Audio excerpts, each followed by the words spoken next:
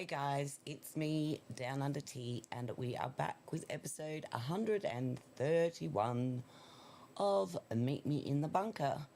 And tonight we are focusing on home soil because Australia is just about fed up, is all I can say about it, is that we as a country are pretty much fed up with all of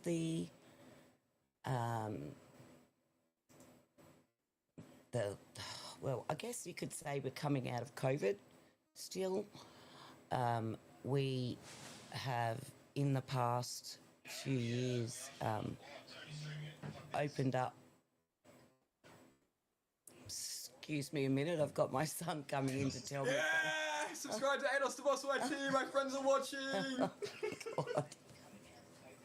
I'm sorry, I apologise in advance. This is supposed to be a serious show, but no. While you're at it, you can make me a coffee. Might as well get my use out of him, I guess. Mine's nearly empty. And anyway, so back to the reason for the show, episode 131. Tonight we are talking about, well, an event that's going to be happening on Sunday, which is the March for Australia event. It is a nationwide event and it is happening on the 31st of August. Excuse me. And I'm going to be taking my setup down there and we're going to live stream from the event. I'm praying that the weather holds out. It's supposed to rain. I'm going to take a marquee, but it's in a park, so, you know, live and let live. I'm not sure if that's going to affect the attendance because it is forecast for rain on Sunday, so don't let that stop you. Get a raincoat, get an umbrella, and get out there because this is probably the culmination of... So we had a few rallies in COVID times and they really ended up going nowhere. Most of the Victorian ones were met with full-on police resistance, whereas the one that I attended here in Adelaide was actually, we had police escorts at our rally. So, you know, the contrast from state to state is a hint of how bad and how desperate the people had become in the face of all of this new world order, so to speak. Now, I don't know about anybody else, but the struggle is real. Let me just say the struggle is real, and I experienced that struggle myself today. I went to court today. It's my court. Your next court attendance is on the 29th of August, which was today, at 12 p.m, which I attended. Now, I attended my first court date 6 weeks ago for a traffic infringement. I didn't kill anybody. I didn't run anybody over or anything either. So it was a red light speeding camera fine, which I disputed for many reasons, most of which the original photograph when I got it, because the road that I was caught on, I often travel down to go see my dentist, and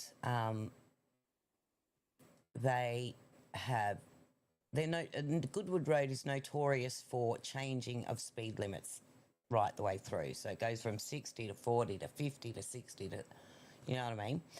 And a lot of people get caught, and the judge today, and even in the first case, admitted as much, that it is notorious for picking people up for road speed infractions because they are travelling through areas that are not well signposted. So the law is, unless otherwise signposted, it's 50 kilometres an hour. Now, unless otherwise signposted. So if you see a signpost that goes from 60 and you don't see the next one that goes to 50 because maybe it's obscured by a tree or a car or a truck or whatever the case may be, and you continue into the 50 zone at 60, you're going to get ticketed, obviously. And so, in my defence, I always go down this road and have been caught on this road before. So, I always use my cruise control. Everybody knows what cruise control is. You push the button, set the speed, keeps you at that speed, or it goes a little bit over or a little bit under, depending on whether you're going up a hill or down a hill or whatever. Now, my car in particular, my Jeep, if you're going down a really steep hill, it will sort of pull back in the gears automatically to slow the vehicle down automatically. Now, this road, Goodwood Road, if anybody's watching from Adelaide, they know that it's fairly flat, but it has its undulating areas. I know there is like a overpass, so you've got like a bridge, and so that's a bit of a dip and a rise, and then you've got and Adelaide is notoriously hilly. So when I've got my cruise control on, I'm confident that at any time I won't go over 53 kilometres. Now, 53 kilometres, in my opinion, isn't that much. It's still within a controllable... Thank you. Still within a controllable realm. Oh, my God. For anybody that doesn't know what he's talking about, my son also has a podcast. If you get more followers than me, I'm going to, bury you in the backyard. Do you know that? My mum. Yeah, well, I don't have 78 followers on YouTube, so you better hand some over.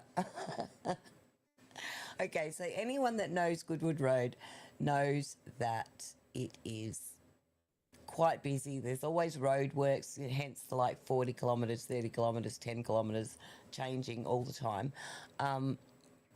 And so I make it a rule that when I go down that road and other roads like it that do the same thing, I put my cruise control on.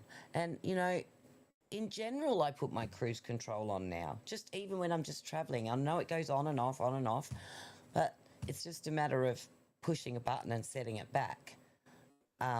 So in this case, when I received the fine, I downloaded the photographs, and you will clearly see here in the photographs that there is, let's see if the other one's bigger. Yeah, that one's bigger.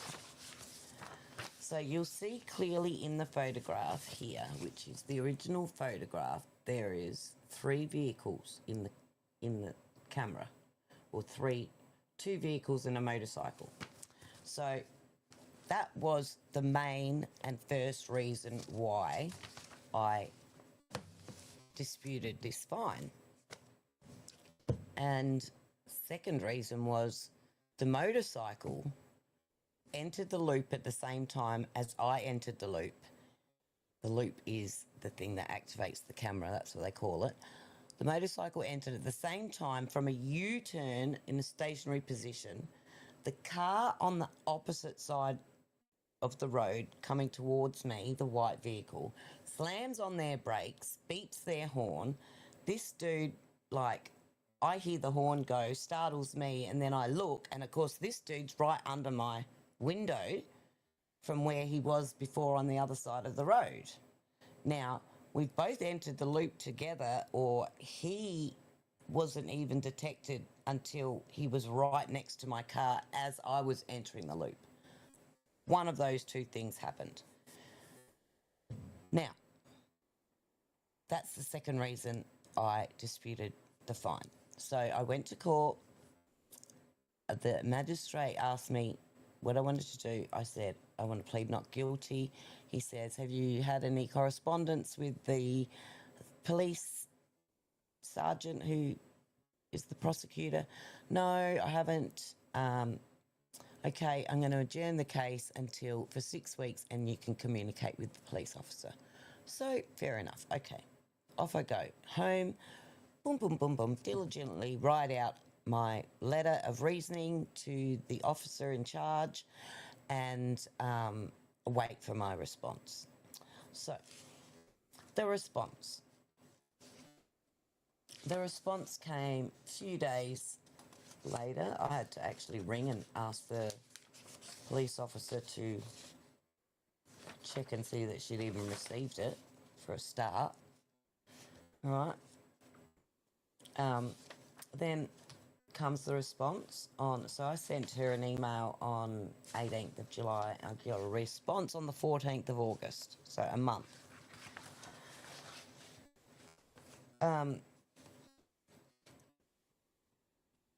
So the issue I have is it would be difficult to accept the motorcyclist travelling at 58 kilometres through the camera detection device to set it off from the position you've nominated, which is not true, because I checked and I did a bit of research, and motorbikes can go from stationary to full speed in a matter of seconds if the circumstances are right. Now, I don't know if this motorcycle was going that speed either. My point was I wasn't going that speed. So, this police officer says, in fact, she says, it would be near impossible. So, in fact, but near impossible. Oxymoron. Right, it can't be one or the other, right? It can't be a fact and near impossible.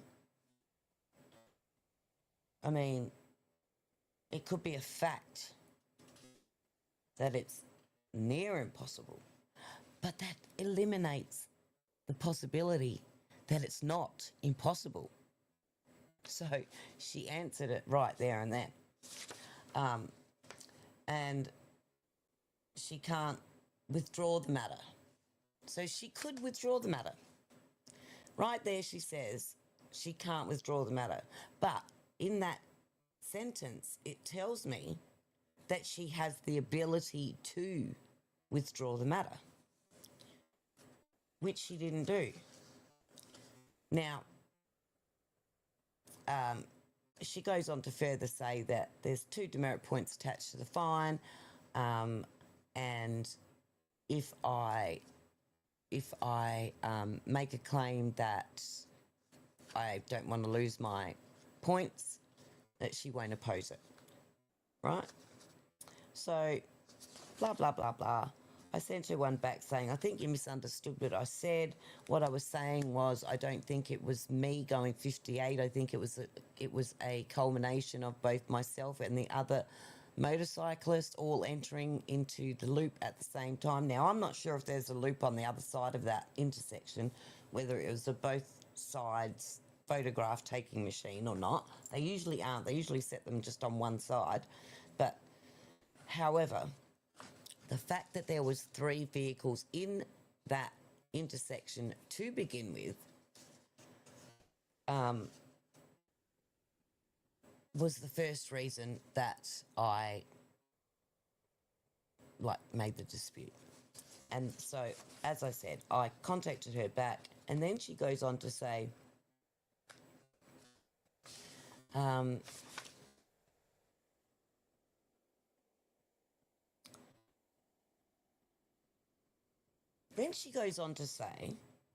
prosecution do not have any authority to reduce the nominated speed captured by a photographic detection device. We rely on the certificates provided to us by the manufacturer and the calibrator to ensure their compliance within the legislation. Now, I'm sure that if I had taken this to trial, I could have demanded those certificates. I'm sure that if I was not a housewife trying to manage everything that housewives manage, that I would have had the compunction to try and find the manufacturer and calibrators compliance checks.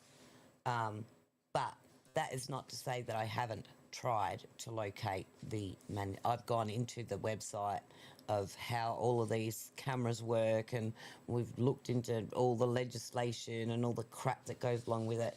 They're supposed to be calibrated every 6 months. I'm yet to see one camera that's located near me regularly checked. Like, I've seen people at them, but not at them regularly, if you know what I mean. And so she goes on to say that, unfortunately, we have no room to move on the speed that was captured. Now, the reason I asked for her to move on speed at 58 down to 53 is it's 5 kilometres difference. Now, the magistrate today disputed that. But if you go and look on the website of how fines work, it's for every kilometre over the speed limit that you are, it's a certain amount of dollars. So if my speed was reduced from 58 to 53, my fine would have been reduced from $275 plus another $110 for something else. I can't remember what it was, but the $275 was for victims of crime. I didn't even kill anybody. I'd have to pay them $275. So, unfortunately, we have no room to move on the speed that was captured. But she did have room to move on dismissing and withdrawing the charges. Right? Anyway. So, as it turns out, I end up going to court today, and I did actually get to speak a little bit more freely today in front of the magistrate, and I explained to him my version of events, how they were perceived by the sergeant, and then as I finished my version of events, the sergeant herself stood up. This is the sergeant that I've been conversing with for the last month and a half, stood up in front of the magistrate and said, and I quote, "If I may just clarify, Your Honour, and to be honest, I don't know why the expiation was even sent out in the first place." Unquote. Okay, so what am I doing here?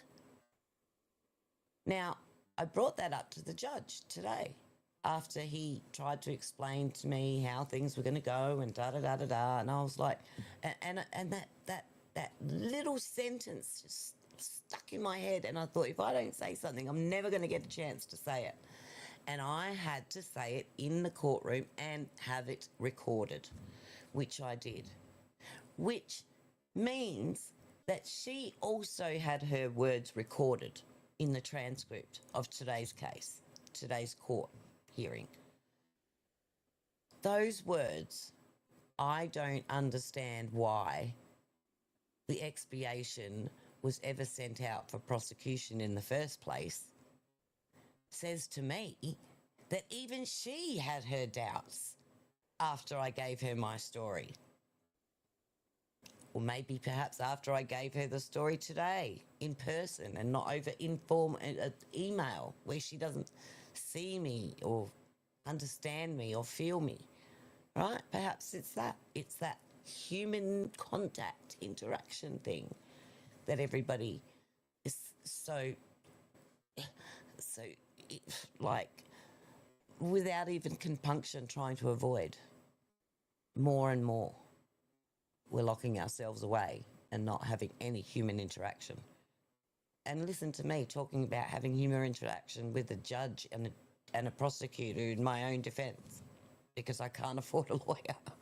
And I also said that to the judge because he did say I could take it to trial. And after hearing my plea to say, well, you know, what am I doing here? She doesn't even understand why the fine was sent out to me based on the fact that there was 3 vehicles in the intersection, which is what she intimated, because she said, just so I can clarify, there was 3 vehicles in the intersection. And to be honest with you, I don't understand why they sent the notice out for prosecution to begin with. Right? So she said those words. And she also said the words that she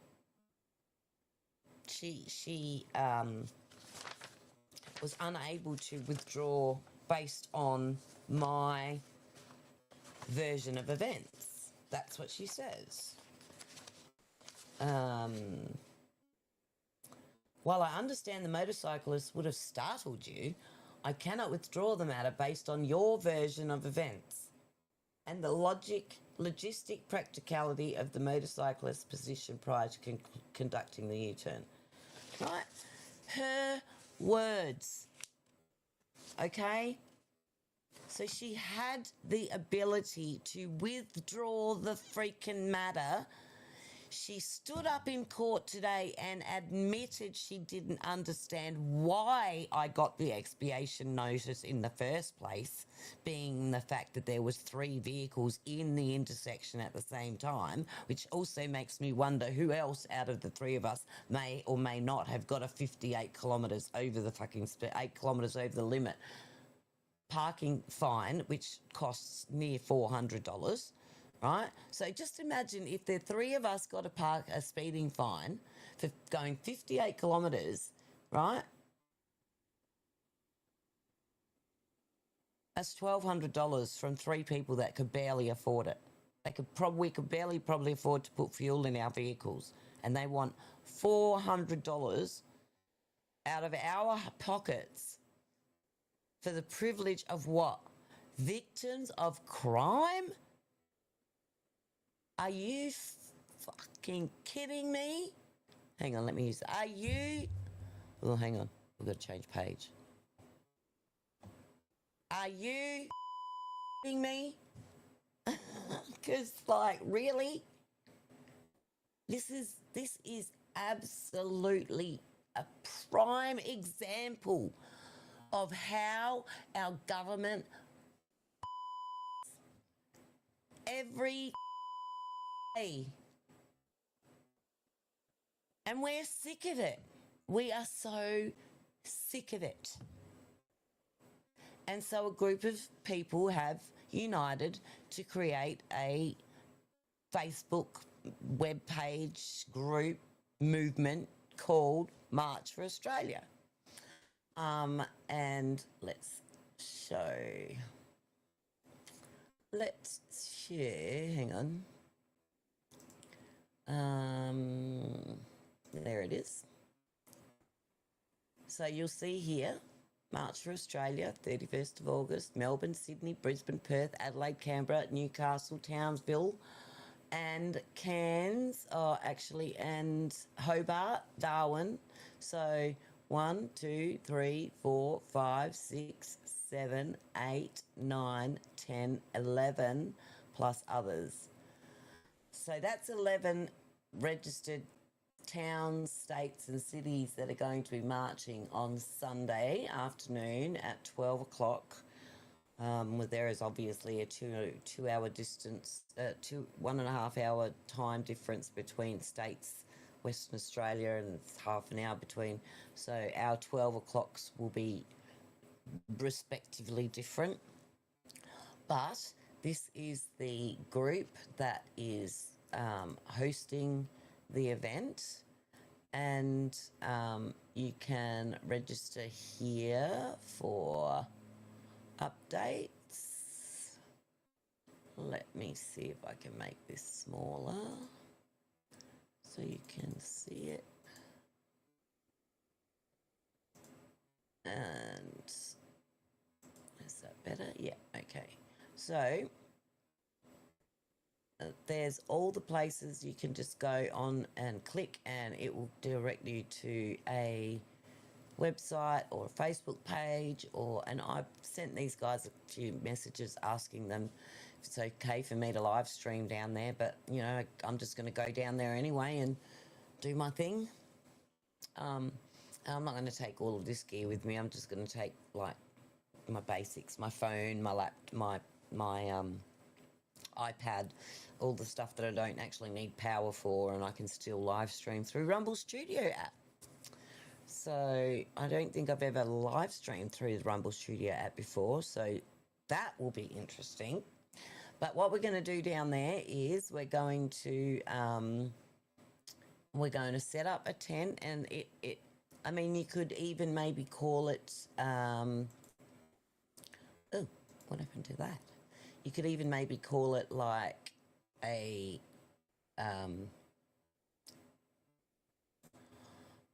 Stephen Crowder, Charlie Kirk type of thing. What I'm just going to do is I'm going to ask people like to voice their opinions and what they think they're going to achieve.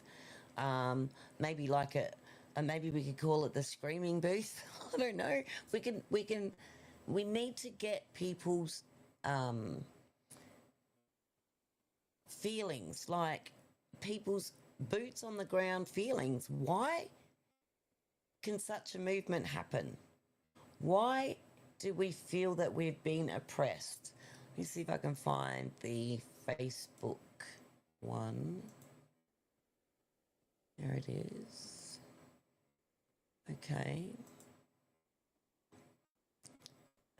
So, is this too big now too? Oh no. Okay, so we've got the March for Australia on Facebook. And if we click on that, how's that going to go? Let's swap it over. Yeah, see, I've got to shrink it. I got to shrink this one too.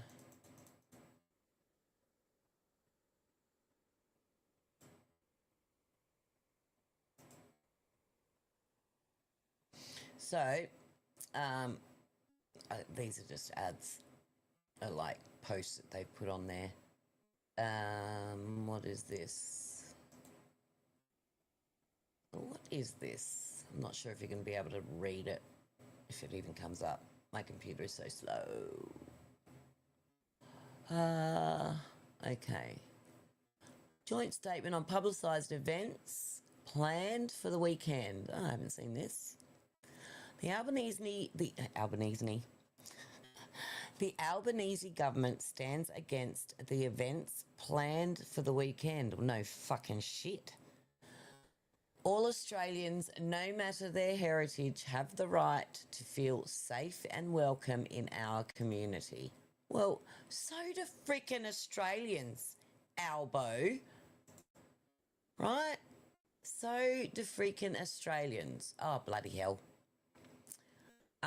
Okay, so all Australians, no matter their heritage, have the right to feel safe and welcome in our community. There is no place for any type of hate in Australia. Well, who said anything about this being a hate march? This is not a hate march.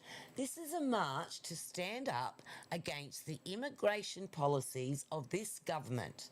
This federal government is allowing and in my opinion, is overreaching on their ability to import foreign people on the basis of, I claim to be a refugee. I claim to be in fear for my life. I think we have the right to vote and to march and to protest about how we feel about the potential threats of our jobs and our homes and our neighbourhoods being overrun, like you've seen in the UK lately and for the past 4 years, of how immigration is just out of control to its absolute core, that young 14-year-old girls are running around with knives and hatchets to protect themselves and their kin. And if we can get to it, maybe we'll get to that after, but I've got a program to show you about a specific group that is being talked about of late because of the police killings in Victoria, and the man who was wanted for those killings was, or I believe the claim is that he sees himself as an Australian sovereign citizen, which is autonomous to our laws of the Commonwealth. And he is now on the run. He has currently been on the run for approximately 4 or 5 days now. His name is Des something, I can't think of it right now. But the Sovereign Citizens of Australia, or Sovereign People's Assembly of Australia, have been on the tongues of a lot of news media lately because of this incident. But this incident happened 4 days ago. This march has been planned for over a month. So if the fake news out there is trying to draw inferences between this march and that shooting, then they're off their freaking rockers, and it just means it's more urgent that we get out there and make our voices heard peacefully and patriotically to whichever flag you may worship in Australia, whether it be the sovereign flag, the whatever flag. I've got my Australia flag here. And if you look up in the corner, you'll see, you probably can't see it because my screen's there, but I'll change over to camera 1 and you'll see, oh, there you go, you can see it in the corner there, my upside down Australia flag. Now, that doesn't mean that I hate my country. That just means I recognise that my country is in trouble. And it is. It's in big fucking trouble. For instance, today, when I can sit in a court that is governed by our laws and under the Crown, right, that they can sit there and say to me, they don't know why I got the fine in the first place, yet they're still going to prosecute me and take the money, that they don't know what they're taking it for. That is the level of participation you're allowed to have with the government. You can come and make your voice heard, but it won't make any difference. And this is in a court of law. Now, I'm not the only one to go and voice my dissatisfaction with the way speed cameras and revenue raising is done in Australia, which is what I believe these speed cameras mostly do, is for revenue raising, and that's why I don't believe that they're calibrated well and regularly, and I don't believe that 50% of the fines that are administered to people are even correct. So that's just my opinion, but you know, you do what you got to do, because, as I said, I can't afford a freaking fancy lawyer to take to trial a misdemeanor, a driving infringement, just to prove to who? I'm not proving anything to anyone. It cost me $10,000 to employ a lawyer to get out of a $300 parking infringement, speeding infringement. I'm not crazy. I'm not saying that we shouldn't live under certain rules. But like I said to my husband today, when I was telling him about this story, you know, we call these people elites. Did we name them elites, or did they name themselves? Does it really matter? They're referred to as elites. All of these politicians, all of these career politicians, and everybody in America knows what a career politician is. We have them here too. They're self-classified and self-identify as elites. Now, I don't know where it became... We became so lax in the fact that we totally relinquished our power to them and decided that, yes, they were our betters and we should listen to everything that they say because they know better, because they're better than us. I thought we voted for one of us to represent us, the common man, the common woman. Why don't we have more housewives in Parliament? Why don't we have more builders in Parliament? Why don't we have more plumbers who spend 90% of their working life in shit, literally? It wouldn't be much different going into the Senate or the upper house, right? Because the whole freaking thing, the whole system is just a big clown show. There is no, it's all talk. It's talk. It's royal commissions, which is more talk, which cost us money. And how do they in turn repay us with all of these revealing commissions that they have? Nothing. Nothing. There are no changes made. There are no historic conclusions came to.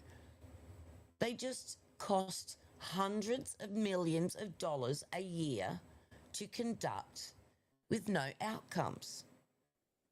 We're sick of it. We're tired of it. We're sick and tired of being sick and tired. And we want change. Now we have to enact that change. Maybe this is the start of it. Maybe it's not. Maybe it'll just fall in a heap and everyone will forget about it by next week. Maybe it will take. Maybe from the ashes will rise some real contenders to actually fight for this country that don't have grandiose ideas of being, crazy sovereigns like, first arrived here on the buccaneer ships. Yes, I said buccaneer. Who knows? But either way, there is a deep interest in this sovereign citizen movement and others akin to it, but don't like to be called it. And I did yesterday watch a short documentary. Now, give me a break. It is ABC. It is Four Corners. I know they suck. But I've watched a couple of this guy's documentaries, Mahmoud, and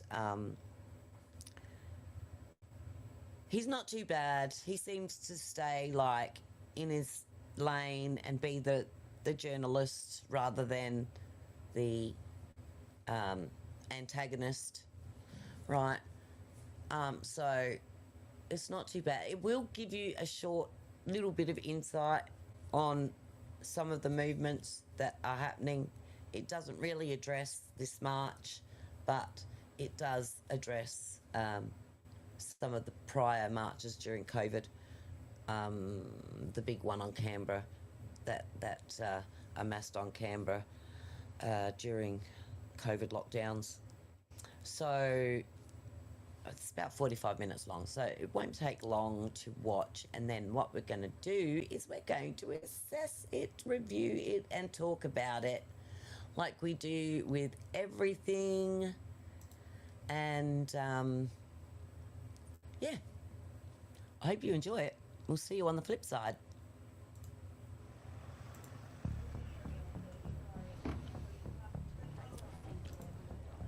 An offensive from the fringes has been launched against mainstream society. This is your opportunity to leave. If you don't do that, we'll be arrested. Have you got all that? How do you feel then when you get labelled as a domestic terrorist? It's just what we call the spin. It's like the sovereign citizen. It's out there to try and discredit us. It's a quasi-civil war. And the front lines are courts, councils and cops. Thank you. You may be seated. The new armies are self-appointed law enforcement groups. The defendants, in this case, former Prime Minister Scott Morrison, on the charge of human trafficking. Guilty. And so these sovereign citizens, what are they saying? Some people call these groups sovereign citizens. Are you a sovereign citizen? I am a sovereign citizen, and everyone is a sovereign citizen. Many try to distance themselves from the label. Is this the peak body representing the sovereign citizen movement? Nah, there is no peak body, and there is no sovereign citizen movement. Whatever they call themselves, these groups are united in a belief that the government is illegitimate. They operate in an alternate reality where people have ultimate authority over the state. They believe a new age is coming. Post-COVID, the sovereign citizen movement is not fringe anymore. Governments are underestimating the reach and threats of these movements. These groups take us inside their movement for the first time. We ask them what they want and what they're prepared to do to get it. People that are angry and are willing to choose which laws to obey or not do start making death threats. This is really violent. We have to be really careful about this. This is not a laughing matter.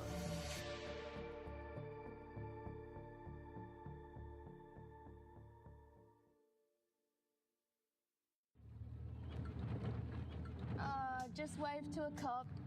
Here he comes. I just need your driver's license. You're the driver. I'm not driving. Driving is a techno term for in-commerce. Please provide evidence I'm doing business. You might recognise these scenes. But I'm not under your law.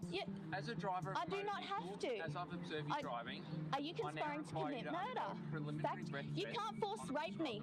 Is it your vehicle? During COVID, a group of people started broadcasting their clashes with police. Travelling in my private property. No, you can call it whatever you like, but I'm telling you, you're driving a motor vehicle in Victoria. It's easy. Oh, well. No, simple. You're under arrest. Please state your name and address. The common law does not require... Please state your name and address or I'll place you under arrest. Let me put it to you that acts only apply to persons, to fictitious people. I'm a living man. Do you agree that I'm a living man? You don't have consent. If you break my window, open it up. If you break my window, no, you are trespassing against my property, sir. But what starts as a bold declaration of freedom from the law can quickly turn to financial ruin or imprisonment. You're on my property, mate. I'm asking you. I'm on your property because we're impounding your vehicle. I want to meet the man in this video. You're breaking the law, fellas. I know the law.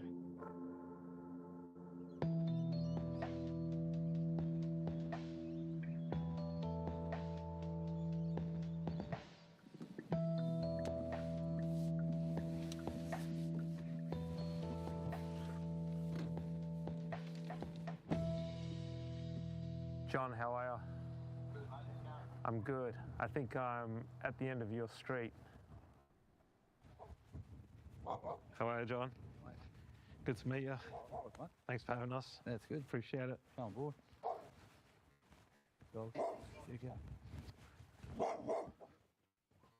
One-time law student John Quaremba lives on a houseboat docked on Hindmarsh Island.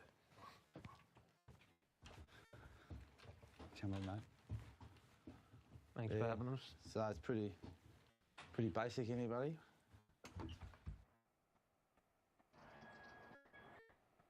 How long have you been out here on the... 2 years. 2 years now on the boat. That's just good. The coffee was all right, coffee. We'll make a beautiful coffee for you,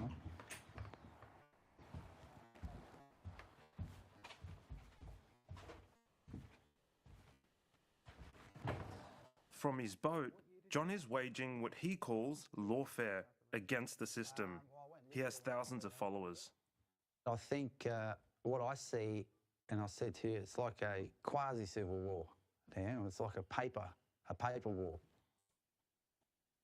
You know, sugar? When COVID border closures kept him from visiting his mother, John began questioning the government. My mum was, you know, she was getting cancer treatment. She was in stage 4. So when we weren't able to see her, that was profound because it was the first time that I thought, wait a second, I thought we were one country, like a federated country, and they closed the borders. And we were like, and so that then really started making me question the law. And I did always want to sort of study. And at that time... but you also really you wanted to see your mum, right? I really wanted to see mum, yeah. So I went over, I broke the law, you know, that they said there was at the time. And that was pretty tough. This is the thing that, you know, I didn't get vaccinated, I didn't wear a mask, I was ostracised in my community. I had pretty strong beliefs about what was going on. We haven't had any accountability, and the people are still angry. Under the surface, still bubbling, that anger is still bubbling.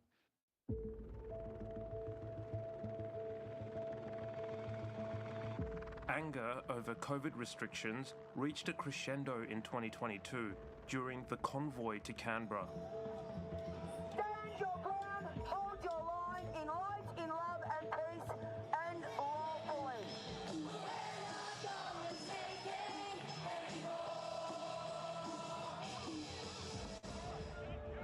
It would become the largest protest ever held on the steps of Parliament. Please do not attempt to enter the forecourt or car park, as you may be subject to arrest. It's a bit of a sticky situation, Abby. John took on a leadership role. Because I'm not going to be intimidated by you.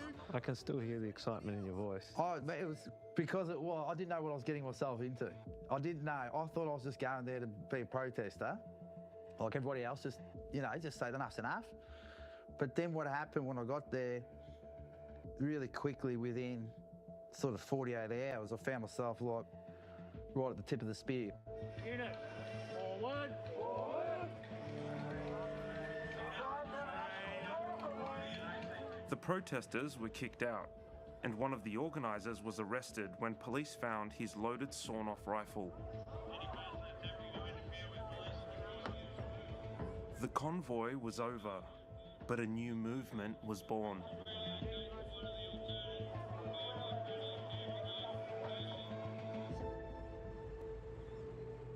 For a lot of people, that was the first time that they'd really confronted law as a coercive force.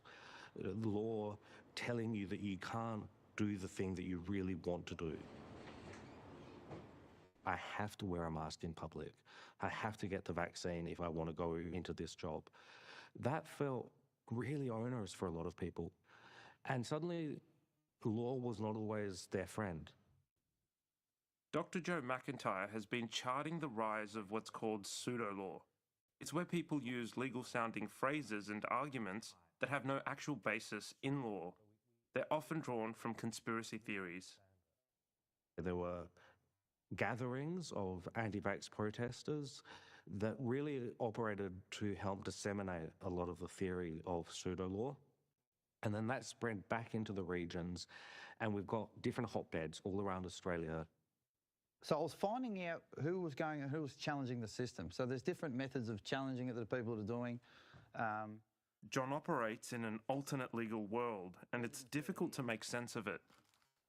This is some of the paperwork that comes through that's been actually interpreted into sort of Australian jurisdiction to explain what it is, okay? So, and this is why I've never presented this to any authorities, okay, because I innately know what's going on with the sovereign citizen movement.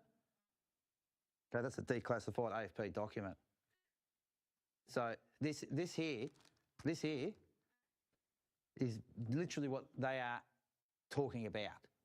So that there, where you see when someone's put a thumbprint on there, the AFP and the authorities say that if you see that anywhere, you're dealing with a sovereign citizen. They don't worry about what's written on there. They look at something as an identifier here. But when you look at that identifier, you can also see that there's a public notary. What's the significance of all of this? Right. So it has come to my attention that the occupying Unidroit government is in flagrant violation of Palermo protocols through unconscionable use of debased dog Latin glossa fraud. Therefore, I'm cancelling power of attorney of my legal persons and all relevant trade names back to the permanent domicile of the land and soil jurisdiction of Terra Australis, commonly known as the Commonwealth of Australia. Effectively, John believes this document cancels his legal status in the mainstream system. This, he says, allows him to live his life according to a set of principles he calls common law. So what is common law? Well, in whose eyes? I mean, Like in your eyes? Well, in my eyes, common law sort of means a few things. Common law is, do no harm, injury, or loss. Just come over here, mate. Just let you step.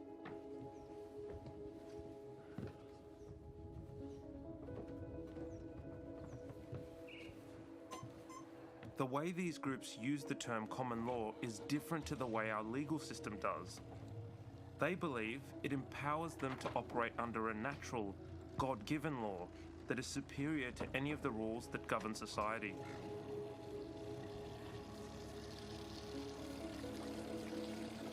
Can you see why these ideas might appeal to most people? This is really a powerful spell. If I cast this spell properly, I don't have to pay my mortgage. Who wants to pay their mortgage? I don't have to pay my tax. Who wants to pay their tax? So I can believe in the law, I have the access to the true law, I'm not a lawbreaker, and I avoid those legal consequences I don't want. That's a really beguiling combination. And we get lots of different groups that are doing this, but the sovereign citizen is the one that most people may have heard of before. John doesn't consider himself a sovereign citizen, but many of his arguments come from their playbook. Last year, he was charged with driving unlicensed, unregistered, uninsured, and with someone else's plates on his car. People are going to ask, like, why don't you just get a license? Okay, so... You know what I mean? Like, I read too much law. That's probably why. I just like to question everything and challenge and test. And what I found is that once we start applying the rules, like everybody else does, like the barristers and the lawyers do, is that we start to have success. There is absolutely no legitimacy to any of it. And that has been found by courts at every level and in every state in Australia and at every level and in every country in the world. Before he was Dean of Law at Southern Cross University, David Heilpern was a magistrate in New South Wales. He remembers when he first encountered sovereign citizen or pseudo-law arguments in his courtroom.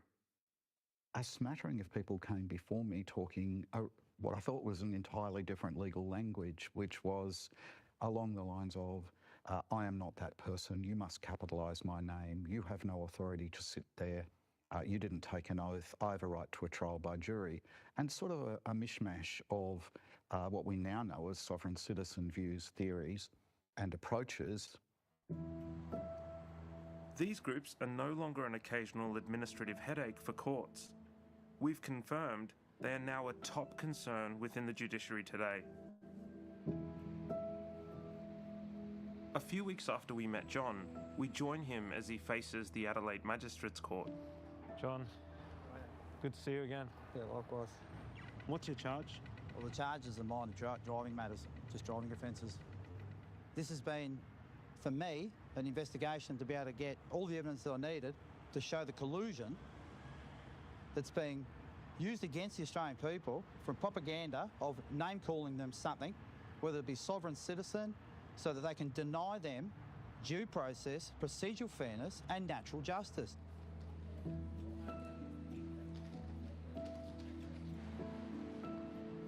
I go in to watch. John tries to mount a common law defence that he was breaking the law out of necessity. And as evidence, he presents the declassified AFP briefing on sovereign citizens he showed me earlier. His arguments fail, and he's found guilty on all 5 counts. How do you feel the judge found you guilty on all 5 counts? It's a technical process, and this is what I can tell you right now is that people are being disillusioned with. When they see people like me that really try their art out to learn and do everything the right way, and they go, well, if you've got a guy like that that's trying to do it the right way and it doesn't work, we might as well go in there and give them the pseudo-law arguments. As I say in law, you don't win or lose, you win or learn. John is still waiting to be sentenced. These are people who feel as though they've lost a lot or are at risk of losing it all.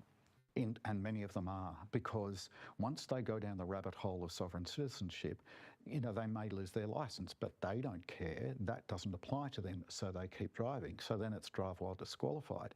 And then they don't stop when the police tell them to stop. And that becomes a police chase. And then, so it just escalates. And the end result for many of them is prison. And they're going to fight that every step of the way. Judge Barker, you are concerning treason against the King of England? Threats to judicial officers from pseudo-law adherents are real and rising. You are now charged, you are under arrest. You are trading in necromancy. You are in treason. You are in treason. This man, Derek Ballog, has a history of intimidating courts. He sells advice to people in expensive online classes, claiming great success in getting people off charges. Can I get someone to count how many sheriffs are here, because they will all be putting our affidavit to the federal police? 2, 4, 6, I've got one sheriff's badge number. Can we have every sheriff's 7, badge? 8. Judges, including David Heilpern, have been the target of death threats. Yes, threats against me, threats against lawyers, threats against police. There was a person who regularly appeared before me in a court charged with a whole range of offences, and he had been mounting sovereign citizen arguments which I had been dismissing and convicting him, and then he bailed himself up in a house, indicated that he was going to kill anyone who came for him, and kill the judicial officers, not just me, but others who'd been involved in his case. That means increased protection at your homes. Your family have to be alerted. There's increased security measures in the courts. Those things take a toll on you as a judicial officer and as a person, as a parent. These kinds of threats have the capacity to become violent.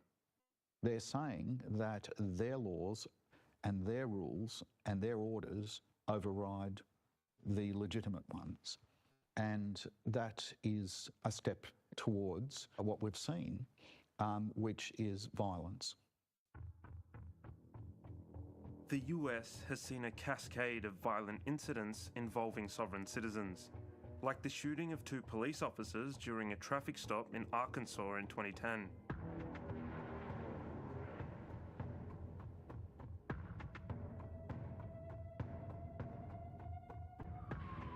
The heavily armed assault on a courthouse in Georgia in 2014.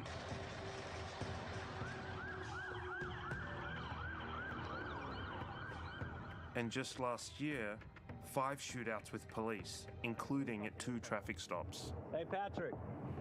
This is your last chance to come out, Patrick. You've got a felony warrant for your arrest, a bunch of other warrants. Oh, there you go. I've been tracking sovereign citizens' interactions with police and also sovereign citizens who have engaged in violence. Dr. Christine Sarteski is a professor of criminology who's been recording these incidents for years internationally. I have currently, in terms of the violence database, over 600 cases where they have engaged in violence, and approximately 140 of them are involved in murder cases. And, you know, there's been I think a notion that sovereigns are rarely violent. I think that I've heard that repeatedly, that they are primarily paper terrorists. And so I wanted to track some of their behavior and crimes to see, is that true? Are they primarily paper terrorists? And while it is still early in the data collection process, it does seem that they do engage in quite a bit of violence activity. And it's happened here too. Wiambilla is a rural town west of Brisbane.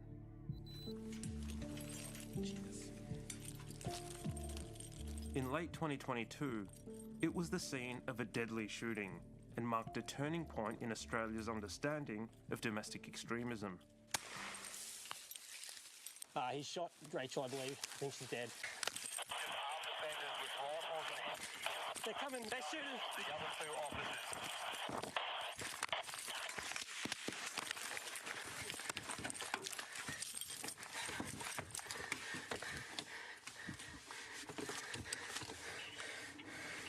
Fuck. You good? Fuck. I think I'm being shot. Fuck. 2 police officers and a neighbour were murdered in a premeditated ambush by Gareth, Nathaniel and Stacey Train, who adhered to a Christian extremist ideology. The attack bore the hallmarks of sovereign-style paranoia, distrust of state authority, rejection of legal legitimacy, and the belief that violence was justified in resisting tyranny. Some of the people we spoke to for this story described the trains almost like martyrs for the freedom movement. After the shooting, Queensland Police and ASIO said the Train family were not sovereign citizens. It highlights a problem with trying to divide people into narrow groups when they seem to be part of one common cause. If authorities fail to recognise a broader definition of anti-government extremism, they could miss the true extent of this evolving movement. People that we've spoken to are really trying to distance themselves from the sovereign citizen label. I have seen that as well, the shift away from the term sovereign citizen, and I think it's primarily because there is a belief among many sovereign citizens that their governments have labeled them as terrorists, and they do not wish to be seen as a terrorist. They don't regard themselves as such. Is it a rebranding, or do you think it's a genuine shift in their ideology? I think it's an attempt at a rebrand, but if you listen to what they say, everything is what they've always said.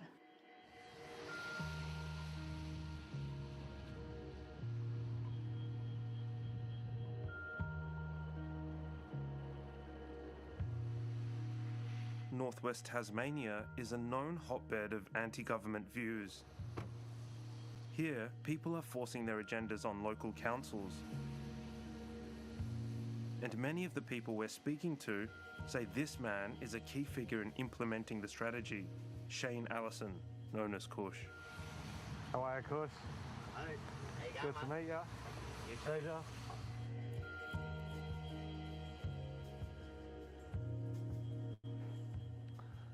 So this is sort of where it all started. My grandmother lived up there on the corner of Bells Parade. And Kush's views range from opposition to wind farms and vaccines to conspiracy theories that politicians traffic children and Jewish bankers control the world. He rejects the term sovereign citizen. It's a total oxymoron. Same as conspiracy theorist. And it's just branding people names, you know. You get people, I deal with people that call themselves activists. Well, why do you want to be branded anything? But there is an umbrella of frustrations that these community members all feel together. Umbrella's probably a good word rather than a bracket. And yeah, they all feel disjointed, not getting, just being respected for coming in as a community meeting. Kush believes the best way to challenge the government is with grassroots action in local councils. He's a former councillor himself. You can enact a lot of changes if you have a fair council and proper debate, and people are voting on their community to start with, and then their region, and then their state, rather than voting for an idealism of a government or an opposition or a party, or what the government's agenda is trying to be pushed. What about the councillors that say they feel threatened when people come into these council meetings in big numbers? If you're not answering the questions and you get gaslit while you're in there, yes, people get angry.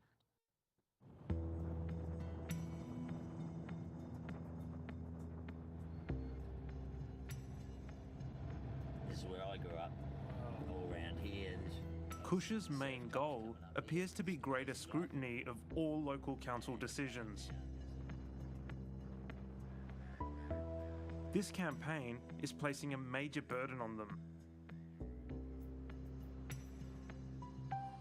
Earlier this year, Kentish Council held a vote on a motion claiming COVID vaccines are contaminated. Kush and his supporters backed it, and it passed 22-12. The mayor told us councils don't have the authority to decide on anything to do with vaccines. Kush rejects that. He believes the people had spoken and organised a protest at a Kentish Council meeting. And what they say goes, they don't listen to the people at all. We've got to make it, before they shut the back door as well.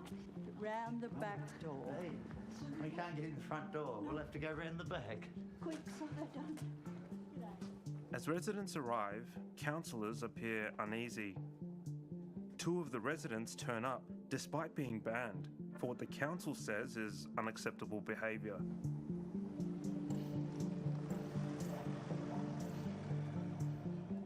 The police are called.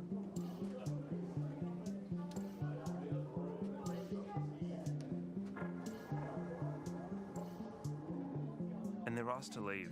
This is the very person. Thank you. Please leave. I don't want to do it. Please leave. No, no, let's go.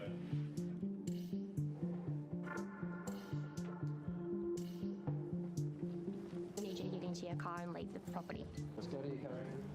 Andrew, go to your car.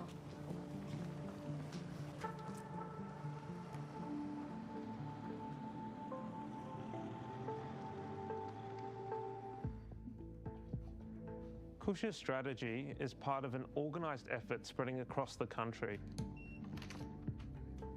In Victoria, sovereign citizen-linked groups have bombarded local government with so many petitions and protests, they've had to cancel events and ban the public from meetings.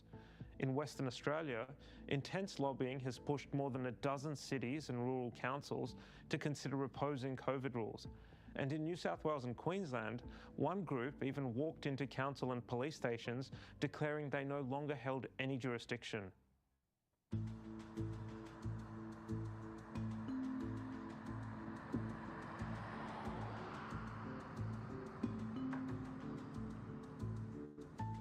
In Western Australia, I've come to meet a group that takes commitment to people power to a new level.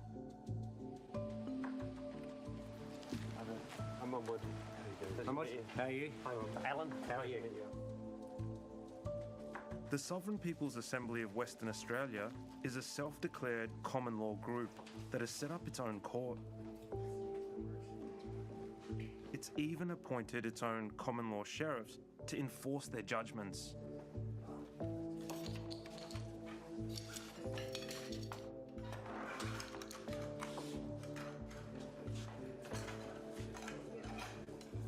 For the first time, they've agreed to speak to the mainstream media. It's full time for some of us, all day, every day, 7 days a week, fielding lots of phone calls, lots of emails, queries from all over Australia, all over the world now as well.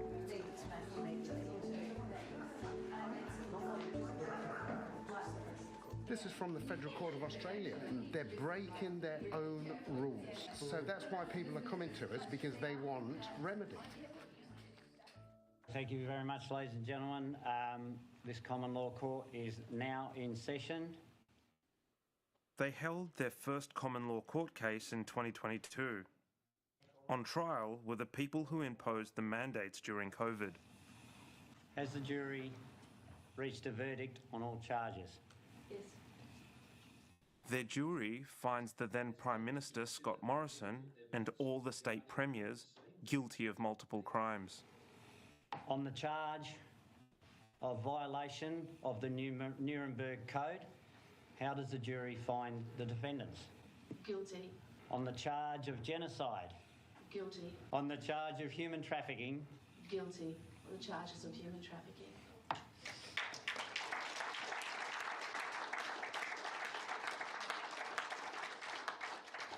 After a really good lengthy discussion, the jury have agreed that with all the defendants on the charges of fraud, the remedy will start off with a minimum of 30 years for each defendant. Duly noted. The people have decided, and that is it.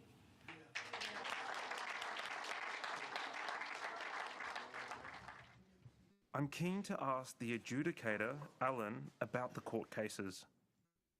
When the common law sheriffs sentence someone like the Prime Minister, is that just symbolic? Is it just for attention, or are you serious? Are you seriously sentencing them? Well, they've come before a jury, and it is serious, yes. Yes, they've committed crimes.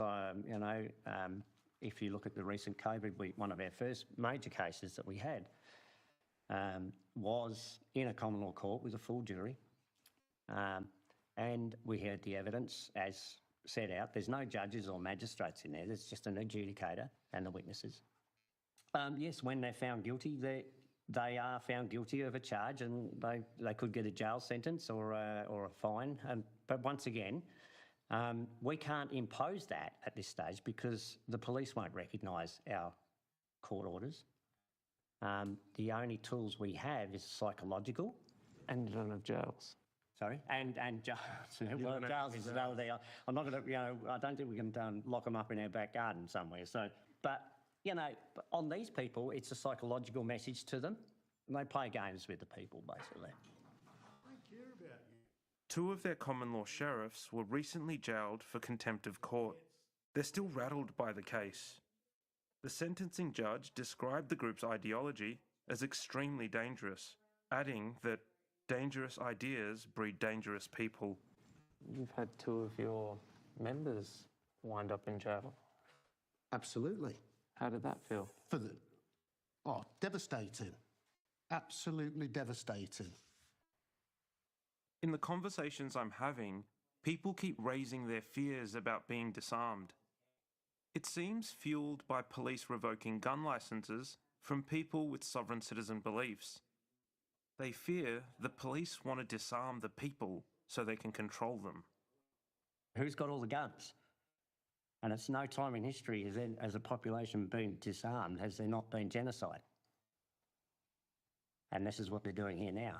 And I mean, talk about conspiracy. When we have all this information and we're presented to the authorities, I mean, we've asked for an audience with the commissioners, we've asked for an audience with politicians. They won't answer questions because they can't. Then, Alan makes a call for more guns.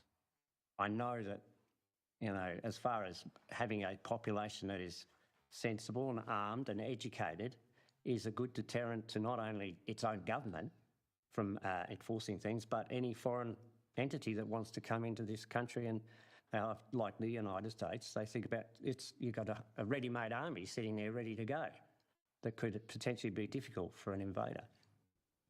So, Leith, how long have you been involved in this? After speaking with several members, it's clear Crown Leith Masters is the spiritual guru of the Sovereign People's Assembly of Western Australia. Leith, are you a sovereign citizen? I am a sovereign citizen, and everyone is a sovereign citizen. And that is worth knowing about because the media love to put it out there as a spin that sovereign citizen is some kind of cult, something to be frightened of, or some radical movement. It is not that at all. It is simply the architecture between law and legal. So if we look at our diagram, the sovereign lives here in the living, in law, evidenced by the breath. That is the ultimate evidence of living breath. What is the Great Awakening? It is the movement out of one age of 2,000 years called the Age of Pisces, where we were in guardianship, into the new age, the Age of Aquarius, which is a time of humanitarianism, where we are totally poised to ensure that all of humanity is looked after equitably.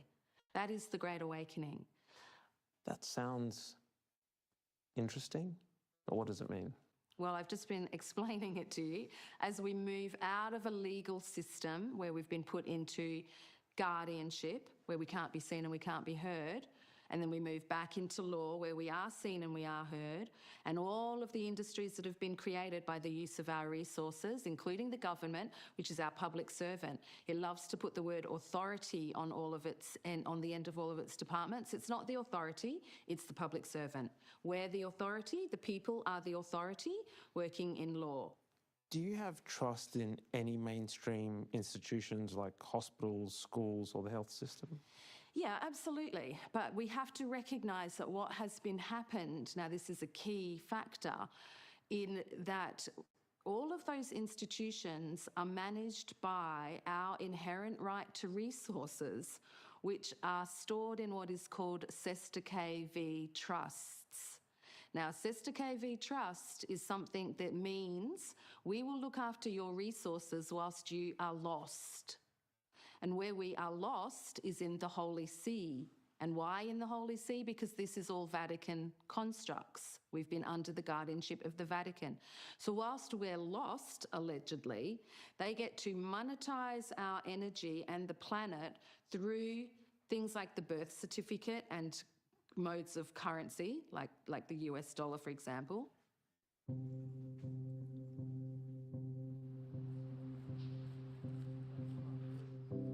When the Assembly's court or grand jury makes a judgment, it falls to the sheriffs to serve these orders to the parties. Today, they're serving the Western Australian Land Titles Office, Landgate, with documents relating to mortgages held by farmers. How often do you go about serving people? We've been doing a lot of serving this year. We've put together what we call bundles, which are bundles of documents which have been written by Crown Executive Orders and all the grand jury orders which are applicable to, in this case, or Donna can explain about the farmers we've got. Yeah. Brought evidence to the grand jury. We've had up to 40 or 50 jurors vote unanimously on these orders around Australia. Yeah. Now, what outcomes do you hope to achieve? Farmers get their farms back.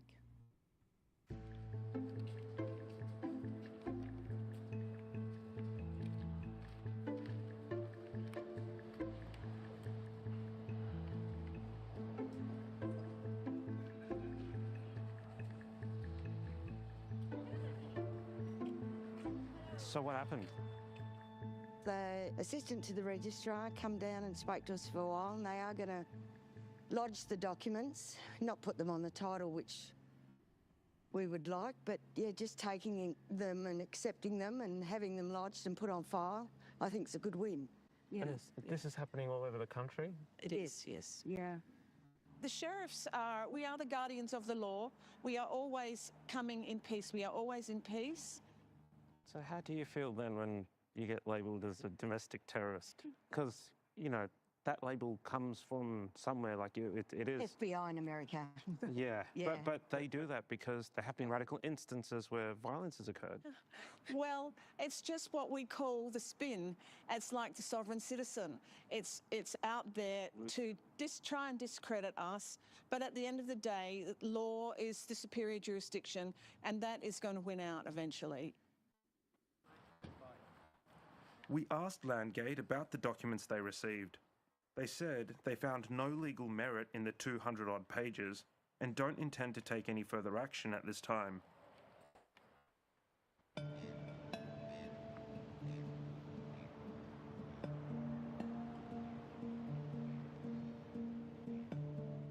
For some on the receiving end of pseudo-law judgments, the harm can feel very real.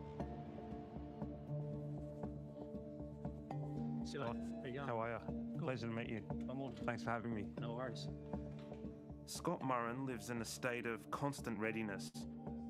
He believes there's a risk he could lose his children to a sovereign citizen group. I've had letters sent demanding I hand the children over. The boy's mother became a sovereign citizen during COVID. I had one letter sent to say that I had to take my children to a isolated rural property somewhere in Gympie, I think in Queensland, and hand them over and face a law court up there in which I was looking at life in prison and hard labour. I don't know how they're going to make that happen. I've had threats that their law enforcement officers, spelt LORE, or their sheriffs, would come and take the kids and return them to their mother.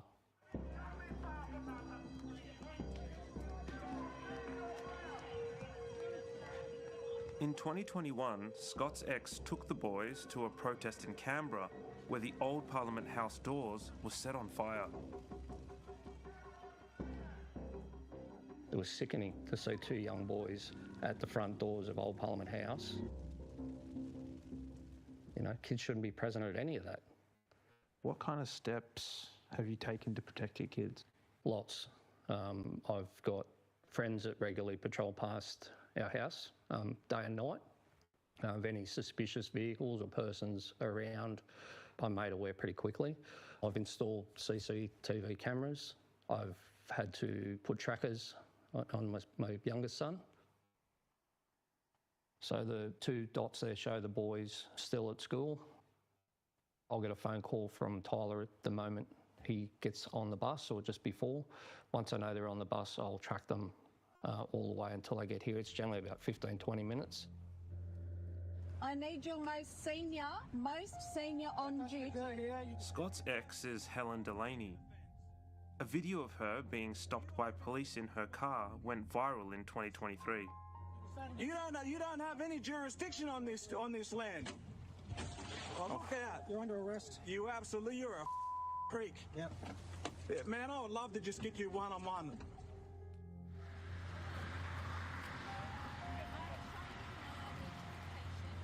Last year, Helen was arrested for breaching an AVO and stalking.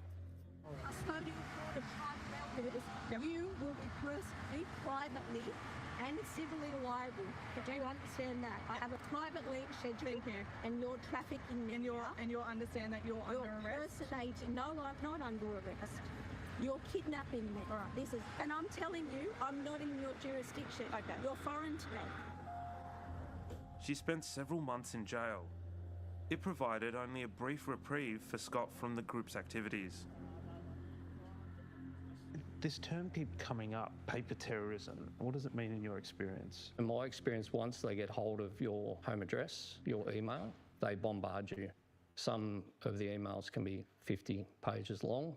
It's gobbledygook, nonsense to me, but it's constant. You get that. If a police officer's involved in the case and they manage to get his email, then he'll get the same. It happened to my lawyers. It happened to all of the judges and registrars in the federal court that were involved in our case. And it's relentless. It doesn't stop. Yeah.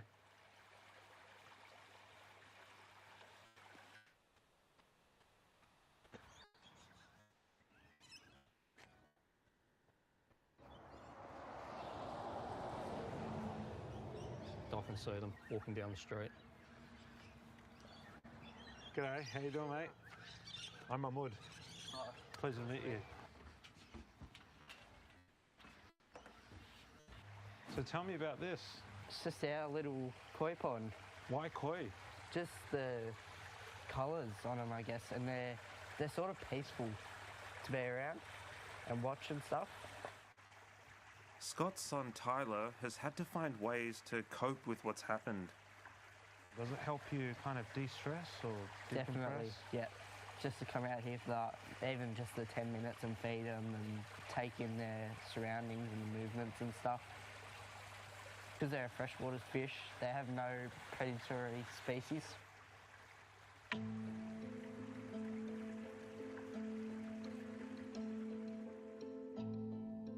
This growing wave of anger aimed at our institutions is quietly spreading in communities across Australia.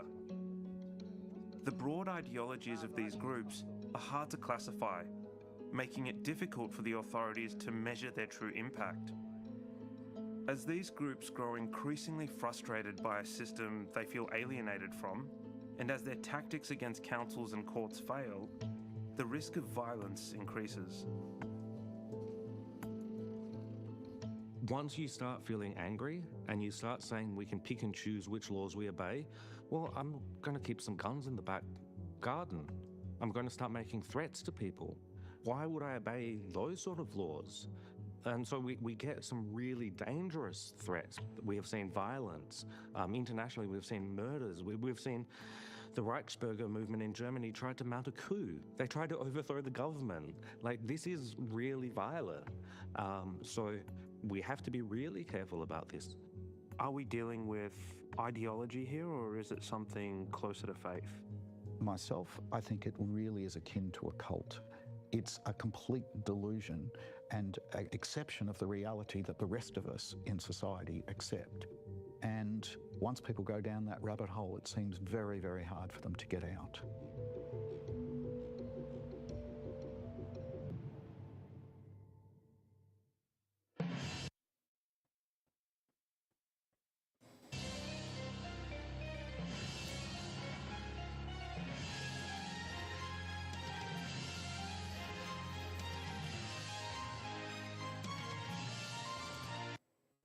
Okay. So that was 46 minutes. Felt longer, I know. But I did get some notes, and I didn't get some notes from the other night. I did sort of take a couple of names and that down from the other night, because when I watched it, I knew I wanted to talk about it. And then, of course, this happened today with my court case. And I was like, yeah, nah, I'm going to talk about it. And so, okay, so what you saw at the start there was the guy on the houseboat. What was his name? John Quaremba. He is from my home state of South Australia now. He was going to court for same thing as me, driving infringements, not the same thing as me. He was driving unregistered and unlicensed and all of that stuff. But for some reason, these people have got it in their head that all of these I don't know, would they call them technocratic things that they hand out to us, Medicare cards, driver's licenses, passports, birth certificates. Are all of these things part of some construct to like encage us as slaves and, you know, be the eat the bugs, own nothing and be happy people that George Soros wants us to be? Look, we need laws, we need rules, we need some sort of common sense approach to changes, societal changes, cultural changes. Yes, all of those things develop over years, over decades, over eras. Like, you know, we wouldn't have been talking about any of this stuff in, say, the 60s or the 80s because it wasn't on the radar. What was the biggest thing on the radar in the 80s? AIDS. And AIDS and being gay, I guess, and how dangerous it was to sleep with all these people. Does anybody remember the bowling ad with the Grim Reaper?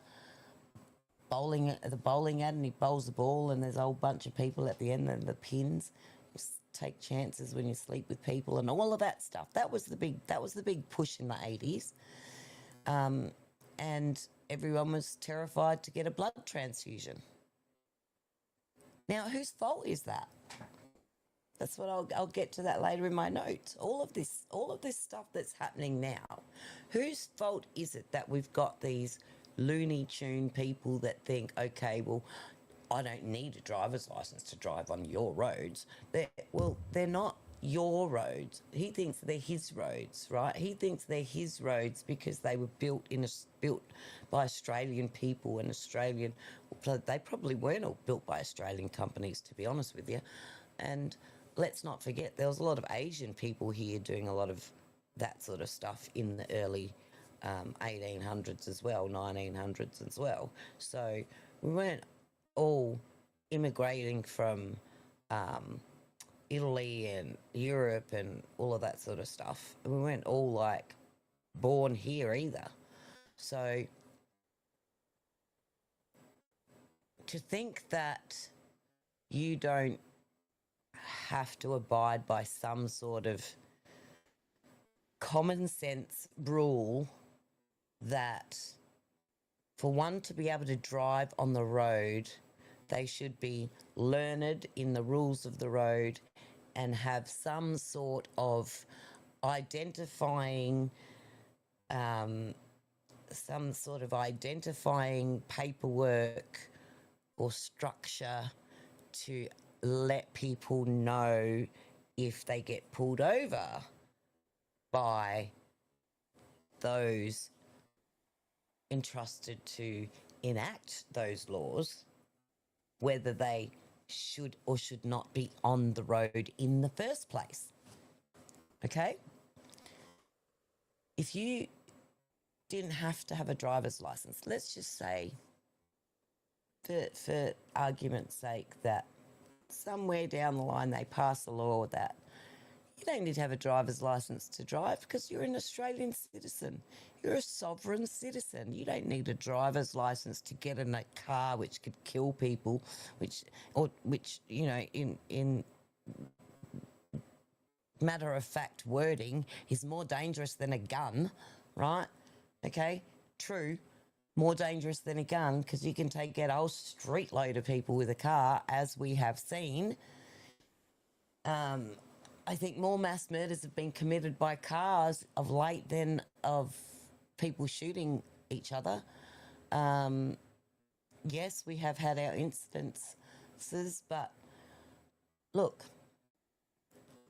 I want a gun for going out and shooting targets and clay pigeon shooting, and if some motherfucker decides to break into my house and try and kill me, rape my daughter and murder my mother, then I'm going to get in first.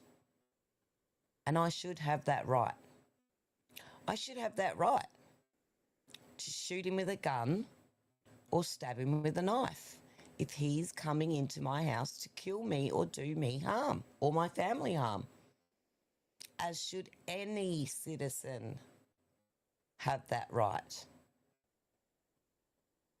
And we have expanded on stand your ground laws, or whatever they call them here. I'm not sure. I think they call them stand your ground laws here. But look, when something doesn't have a beginning, a middle and an end to it, then it's just going to go haywire. Imagine having hundreds of kids, underage kids, hopping in a car because they think that they own the roads and they have the right to drive on them however way they please. Whether the car's insured or not insured. What if the car's not insured and they kill somebody else, and then that person's family, like, leave them destitute because you just killed the family's father and only income earner, right? You just killed him. You don't have a license. You're 12 years old. You think you're a sovereign citizen, but you can't even reach the frickin' brake pedal. What happens then? As it stands now, if that same kid does that same act and they're not insured, the person gets to apply to that victims of crime levy place that I had to pay into for running a red light. Or going over the speed limit, rather. So, and believe you me, as I said, if the three of us in that video, in that photograph alone got $400 tickets, and 20,000 other people on that day got $400 tickets, that's a lot of frickin' $400, and there's a lot of money in there for victims of crime. But even if that kid was driving that car and it was insured by the owner and the driver, the insurance is null and void. And if it's the owner's kid, they then have to charge their kid with stealing the car, because otherwise there is no insurance. They have to then turn around and say that their child stole the car, put a police report in, file a police report and give their child a criminal record for murdering innocent people on the street because they, for some reason, thought that there's no rules when it comes to the road because they own it. That's just ridiculous thinking. Even like listening to myself, it sounds ridiculous. Why would you think that way? Of course we need law and order. Of course we need common sense. What we don't need is elite rule. We don't need that. We don't need a government making decisions on our behalf on subjects such as COVID vaccines, mandating us to take them or we lose our job, or we can't go shopping, or we can't visit the doctor, or we can't have heart surgery. That's what happened. Let's face it. Not bullshitting around here anymore. Everybody knows what happened during COVID. People died waiting for treatment that they were denied because they couldn't or wouldn't take the vaccine. That's what happened. Blood clots and vaccine deaths aside, people died because they wouldn't or couldn't take that vaccine in the first place. That's the state of the nation that we're in. So, you know, that John guy's still waiting for his sentence. Thankfully, I got my sentence because I put my hand up and said, yes, I'm guilty, Your Honour, even though the police officer that's prosecuting me doesn't know why I'm here and why I should even be pleading guilty, but I'm pleading guilty. I saved myself 2 demerit points, so now I still have 8 or whatever it is, 9.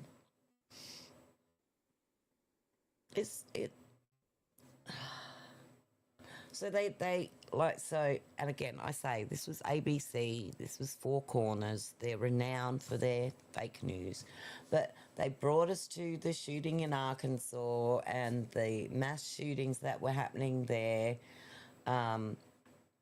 Like that shooting in Arkansas was like, of course it was terrifying. Of course I think it's abhorrent to shoot innocent police officers simply doing their job. I wouldn't do that just because I owned a gun. I wouldn't shoot a police officer that was pulling me over for a ticket.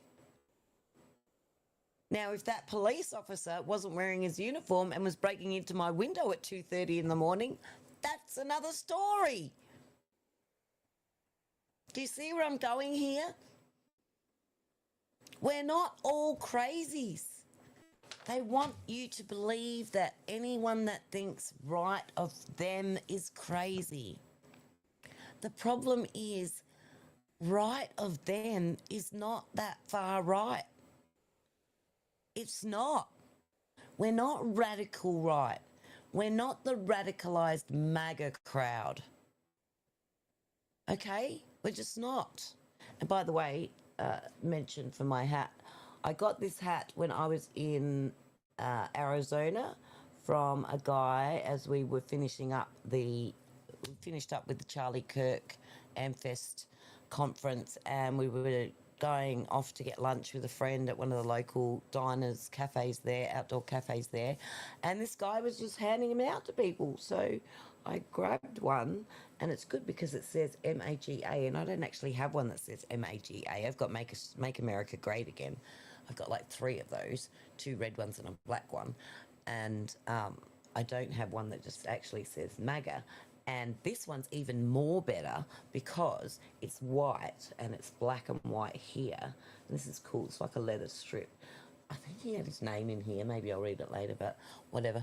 I might put a link in there later. Maybe if I'm good, I'll put a link in there later, in the chat later. So, because this guy's in the US, maybe you can help him out if you're watching from over there. But I can wear this to the rally on Sunday, and it just says MAGA. And I can just say, well, it's not exactly Make America Great because our Australia starts with an A2, so we are making Australia great again. That's why we're getting together to make Australia great again, or at least to try and start to make Australia great again and start to make people understand why we're so pissed off.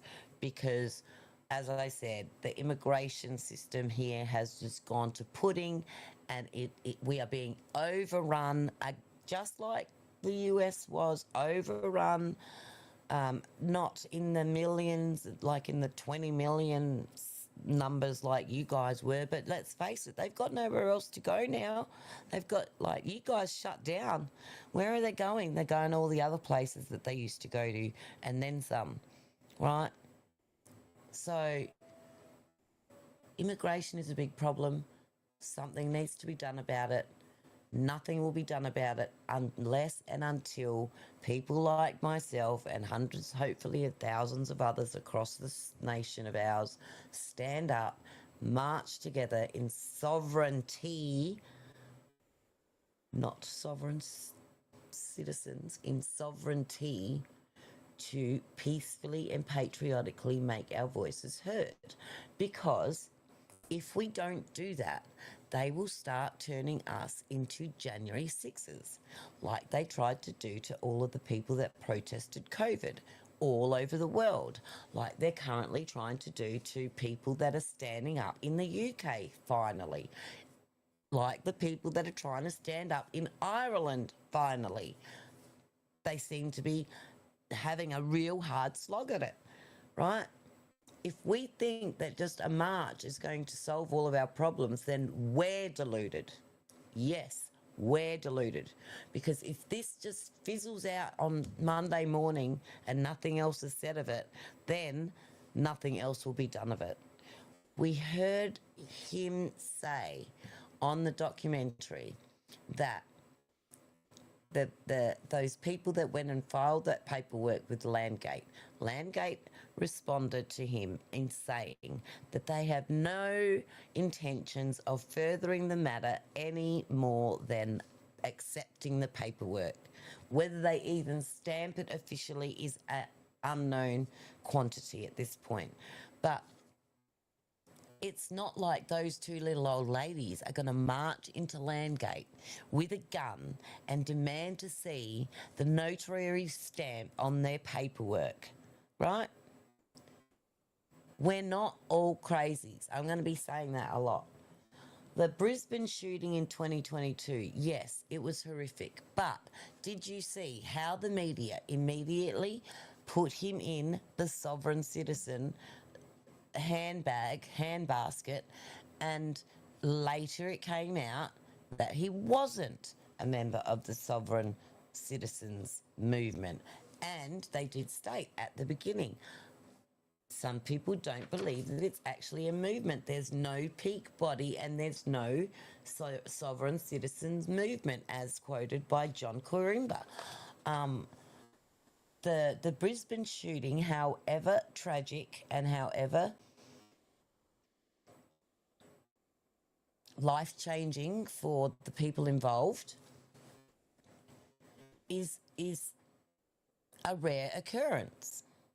Just like, even though it doesn't seem like it at this very moment, trans shooters are a small percentage of the mass shootings that occur in the US. I asked AI today, and it was something like 0.17% of mass shootings are committed by transgenders or LGBTQI plus, whatever it is,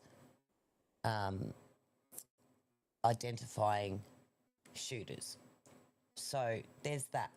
They radicalise us, like the media trying to radicalise this Western Australian movement, like the fact that they are bringing up the Brisbane shooting, and that the fact that, as I mentioned at the top of the show, there is currently a gentleman on the run.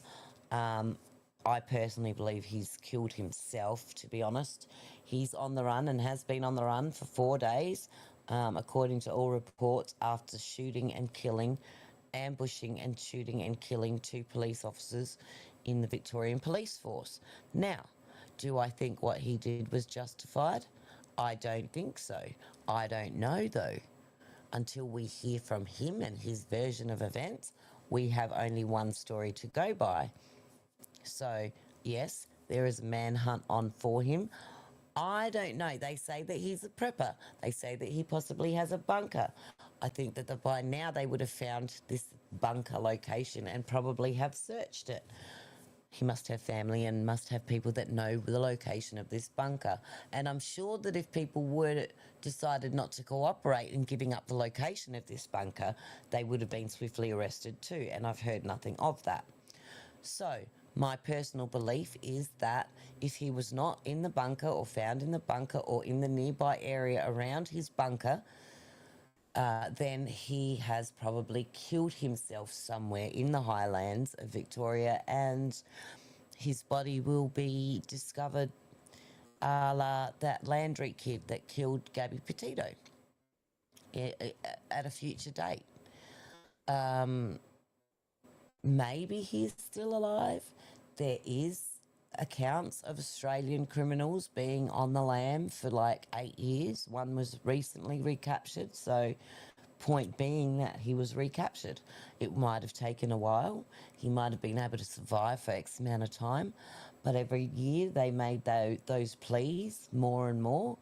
People more and more across the nation saw him, saw what he looked like. They aged him. They knew what he would look like or could look like, and somebody spotted him and turned him in. And that's how he got caught. So if this guy's still alive, they're going to start offering incentives. $1 million, $500,000, $250,000. Imagine that windfall if you knew where this guy was. People would take it. So if he's still alive, he's probably best to either come out now or suffer the perp run that will be coming your way if they don't kill you accidentally while they're trying to capture you. So that's just my advice for Desi. So now, if we went back to that sovereign Sovereign People's Assembly of Western Australia, I'm not sure if they are a national group or whether it's like that's a chapter or whatever. They said that they charged all of these. Oh no, sorry, that was the other guy, Husk or whatever his name is, Hush. Anyway, those councillors that went in and said that they denounce all vaccine stuff, blah blah blah, and that Hush guy and his 200 plus followers or whatever backed him, and they passed the legislation, and nothing was done. No action has been taken. Surprise, fucking prize. I'm sorry, who the hell, what's the point? Like they say, get into the grassroots, become a councillor, get into your school boards. It's just as hard to get into those things. It's just as hard to get onto a school council here in Adelaide as it is to get onto a ballot in America, right? Like a viable ballot position for a national vote in America. If you don't have the political chops or the money, it's not going nowhere. Now, what I'm saying is, if that group of old-timers happen to be a group of billionaires wanting those rules passed, wanting those laws enacted or that authority revoked, you can bet your bottom dollar that it would have gotten done. And therein lies the fucking problem. Excuse my French. The fucking problem. It's all about the money. It's always been all about the money. The similar scenes, we've seen similar scenes in the US at school board meetings, at council meetings, where people, citizens have come out and spoken and they've been shut down, kicked out, arrested. We've seen it. It's happening. It happened all through Joe Biden's presidency. Do you see it happening now? Do you see these people getting arrested and dragged out of school council meetings now that Trump's in charge? Why is that? It's not because Trump's in charge. It's because somebody that's got common sense and looks at those things and says, what? They have every right as a citizen to be at those meetings and express their views. That is the whole purpose of the council meeting, of the public agenda. These are public servants, not authorities, as that woman stated for us earlier. Like Scott Morrison, if this Sovereign People's Assembly of WA had their way, Scott Morrison and all the state premiers would be in jail for 30 years after being found guilty for, what was it? Genocide and human trafficking, and there was one other thing that they had there as well. You know, like, okay, I see the genuine the genuine action of these people that are trying to move politics, move out of the system and create a new system. It's justified, it's all well and good, it's a great thing to try. But when we're talking about jury spokesperson ending it with jury spokespeople voicing the decision as after a good lengthy discussion, it loses a little something, don't you think? Like, you know, it doesn't have the bang of the gavel. Like, even the adjudicator, Alan Wallace, said, ended the meeting by saying, yep, they're all found guilty, okay, that's it. Didn't even have a gavel. You know? It just sort of loses a bit of luster for me, because in my mind, as many people as that room was quite full of obviously concerned citizens. But in my mind, who's seeing that? No one's seeing that except the people in that room and us now, because we watched that documentary, because they, as they proclaimed, have first time decided to speak to media. But who else is seeing it if you're not letting the media see what you're doing? So they need to be more open. They need to be more public. They need to perhaps have a Rumble channel where they can live stream these events. There's a thought for you. It's like, I'll send you the check, I'll send you the bill. You know, a good lengthy discussion, and we decided that they're going to get 30 years and they're all guilty of doing very bad things. You see what I mean by it loses its luster and sort of comes off as a reality TV show? They said they're afraid of people being disarmed. Well, yes, they are. We all are. We are gun owners. My household, we are gun owners. So, yes, we all are. Western Australia is currently changing the laws to make it more difficult for current gun owners to justify having the guns that they own and then be forced to turn them in or sell them to somebody else.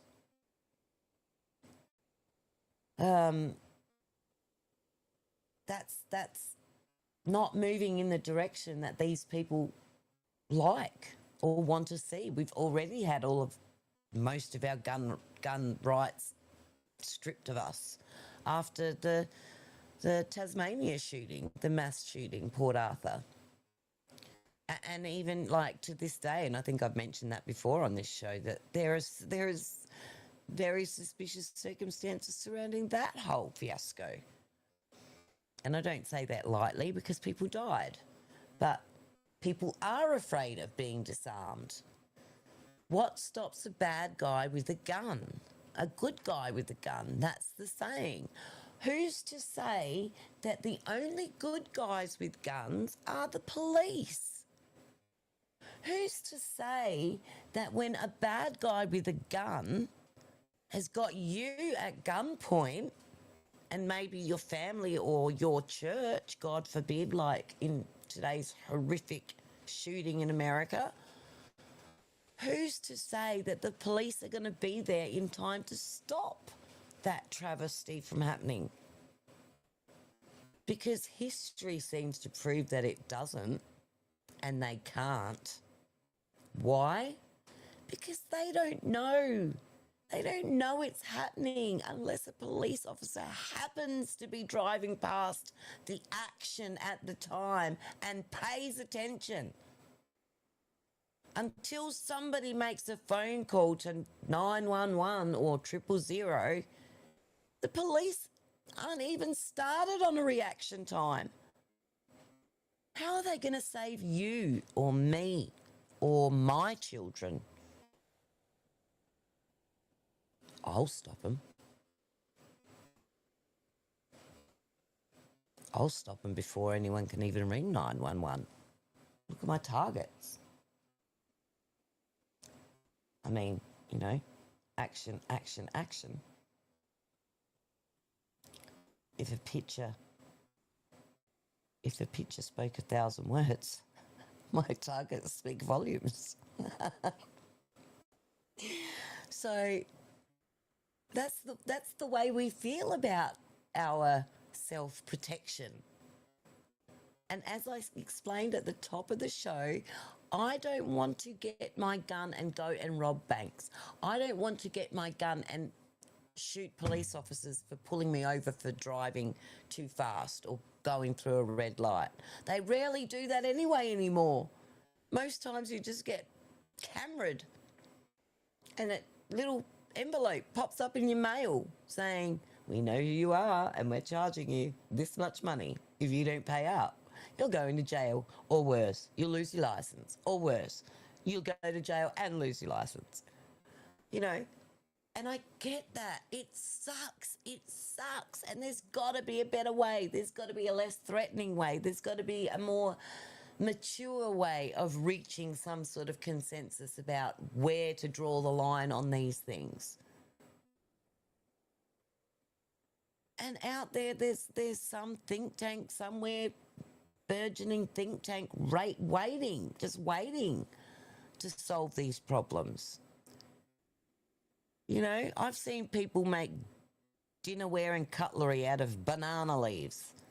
I'm sure there's a think tank out there somewhere that knows how to, like, negotiate a speeding fine of 8 kilometres over the limit when the person is disputing it, and the person that's prosecuting is also understanding that they don't usually do that.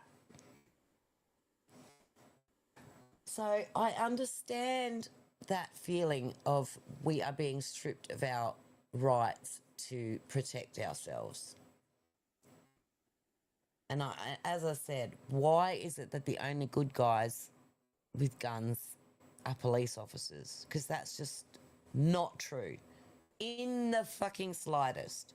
Because for the little amount of guns that we do have in this country and the amount of people that own those guns in this country, again, the statistics are low for registered gun, and that's the thing, we're registered. We also have to have a license for our guns, right? So the people that are committing gun crimes in this country are not the people that are registered gun owners. Generally, have to like add that in there, because you know you get that one guy that was like married and, like, I don't know, his wife twisted his nipple the wrong way and he decided to be a family annihilator. But generally, we don't behave that way with our guns, with our weapons. We don't. Because we're not crazies. I don't know how other way to say it. We're not crazies. We know what guns do. Just like we know what can happen if you have sex without a condom. We're not stupid. We know how government is supposed to work. We see that it's not working that way. And we're sick of it.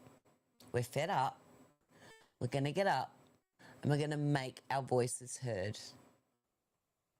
And I'm going to stream it to you live. So, you know, Western Australian, little old ladies in Western Australia are doing their part to try and get farmers back their farms, and that is a noble cause. But as I said, Landmark has got no intention of helping their cause. They don't believe it's all guff. They think the FBI have radicalised any sorts of movements, and to a point that is true. In our country, it's ASIO, but all of this rhetoric that you've seen over the past 4 years with the J6s, with the people getting handcuffed in school board meetings, with all of that stuff, it was a cancer that spread to our nation. It was a cancer that has not been cut out as yet. As a matter of fact, due to Scott Morrison's absolute, utter, shambolic handling of the COVID virus and vaccine and everything else that followed, we lost, and more than likely have lost, the right side that is, have lost the ability to regain power in this country for the foreseeable future. And that, my friends, will soon turn out to be a tragedy. Now, one thing they did say is that they're worried that this could escalate to violence. I'm worried that it could escalate to violence. I don't think it should escalate to violence, but inevitably we know that it will, because there are always shit disturbers in these things, and bet your bottom dollar that there'll be a Palestinian flag thrown in there, or a Ukraine flag, one of them. Now it was expressed only Australian flags, like our own sovereign nation flags, right? So I mean, I intend to hang a flag in my booth, but probably not going to drape it over my shoulders and pound the streets. I tending to like interview people as I'm walking, so I think it's best to remain neutral and professional, as journalists should be. As we know, that is half of the problem, right? Now, yeah, make Australia great again. I don't see why that is. I mean, it could be altruistic to say I'm trying to be professional and wear a MAGA hat at the same time, but hey, it's not a big, bold statement, as I normally would wear a big, bold statement. And I don't want to disarm people with, big statements of Australia forever. Because frankly, if things keep going the way they're going, I don't really see myself staying in Australia forever. Not if it keeps going the way it's going. I really don't. And I love this country. I do. It is a spectacular country. I've seen a lot of it. There's still so much more to see. I'll admit that. But if we're going to go this way, why would I want to stay here? Why would I want to continue to build something here that might be taken away? I might as well go build it somewhere else and then sell it when I want to come back. I might as well go somewhere to another country where maybe I have a few more freedoms. Maybe, to somewhere where what I say doesn't determine what I am, right? Because that's what free speech is about. Free speech is about me being able to say, that guy said this and this and this. And I agree with some of it, but I don't agree with all of it. That's not to say that I'm that guy. And that's what they're trying to do. They're trying to make us all one radicalised group of sovereign citizens who are pushing a movement. You know what I really would like them to push? I would like them to push for secession from the Commonwealth. I really wish that Australia would get their asses into gear and have a revolution. Maybe if we'd done that in 1800, we wouldn't be suffering the travesties that we're suffering now, because we would be able to get a side of, go back, we would still be in a two-party process, albeit the process is a lot different. Because over there, I mean, it's expensive to get into politics in Australia. If anybody wants to know, it's bloody expensive to get into politics. If I want to run as an independent in Australian elections, Spondooly, brother, Spondooly. And after spending those Spondooly, if you don't get 2% of the vote, bye-bye. Kiss that money goodbye. And that's just the way it is, which is why the most of the people that you find, and when I did try and run for a local election here a few years ago, I was beaten out by a banker or an investment planner or whatever he was. So, you know, that to me just says it all. I won't mention the party, but it was run by a billionaire who has had several parties and they've all failed. Why? Because he keeps choosing people like him. Everybody knows who I'm talking about. He thinks he's the Trump of Australia, but he's nowhere near the Trump of Australia. I would never, ever give him the privilege of allowing him to think that. So, I'm not going to go there and be bitter about what happened to me today. I think it sucks. I think the events that unfolded proved that it is not really a just system, because when the magistrate in the court doesn't have the power to say, well, you just told me you don't know why she's being charged with this expiation notice in the first place, I think I'm going to dismiss this case and I'll take it into my own hands and dismiss it, right? So if simple as things as that can't happen, then the whole judicial system is a farce, and it is going to be beneficial to the elite and detrimental to the plebes like me. So what do? What are we doing? We're marching for Australia. And we're marching for Australia all around Australia, as I said, on the 31st of August, which is this coming Sunday, and I will be live streaming from the event. Touch wood that it doesn't get rained out. We will see. If it does get rained out or the event for some reason doesn't happen, whatever, I will do a live stream on Sunday later in the afternoon to compensate and explain to you why or what happened and why it didn't go ahead. But I will be live streaming at hopefully around midday, and if you are watching in the US, that will translate to about 10:30 p.m. Eastern Standard Time. So DC, Washington, New York, 10:30. Earlier in the other states, heading towards the West Coast. And I think that's all we're going to talk about on that for tonight. I pretty much went over. I did talk a little bit about that public servant or authority and removing ourselves from the Commonwealth and all of that sort of stuff. So I've pretty much gone over my 2.5 pages of notes. Another thing I was thinking, oh, look, there's another page. I forgot there's another page. Oh, yes, of course. There was the guy whose wife who was radicalised. That's what I was trying to say when I was saying they've radicalised this movement. They're trying to clump us all into one basket.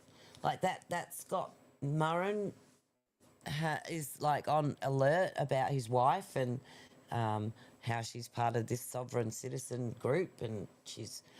to be honest, with what the clips that they showed in that, I didn't see her as a crazy. I didn't see her screaming and yelling. I did see her